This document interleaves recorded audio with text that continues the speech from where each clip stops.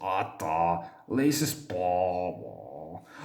Dobro, Lele, hoćete tata ispričati jednu zgodnu pričicu za laku noć? Može, tata. Evo, ja krećem. Negdje daleko iza 2,5 brda i 3 remusa živjela je jedna princeza koja je imala jako puno igračaka, ali nije bila sretna, jer ih nije imala s kim podijeliti. Čekaj, tata. A da li princeza imala male zgodne roze torbice, one dobre koje curice nose? Pa, Lele, vjerojatno imala i te male torbice. Roze zgodne torbice, tata. Dobro, Lea, roze zgodne torbice. Pa vjerojatno je i njih imala kad je imala puno igračaka. Ali da se vratimo na priču.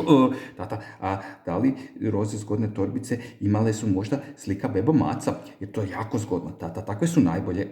Pa Lea je, ali je vjerojatno ih je bilo, ali to nije bitno. A da li je princeza unutra stavila kamenčiće, tata? Zgodne kamenčiće, ja bi stavila sigurno nešto unutra. Pa, Lea vjerovatno je, to je bila njezina torbica i mogla je staviti što god želi, ali to, Lea, nije poanta priče. A baš me zanima gdje je tražila kamenčiće, u plaži ili u šumi? One na plaži su jako zgodni, a u šumi ima puno bobica i žirova i listića i cvjetića. Teško se odlučiti za samo jedno. A opet tata mogla i špangice i labele stavljati u torbicu, ja bi to stavljala. I stavljala bi gumice za kosu, tata. Lea voli pink. One rade najbolje kikice. Da, mislim da bi sve djevojčice trebale imati kikice. To je jako dobro. A dečki bi blu trebali nositi, tata, da se zna da su dečki. Jel tako, tata? Jel tako, tata? Jel tako, tata? Tata? Tata? Tata, di si? Tata?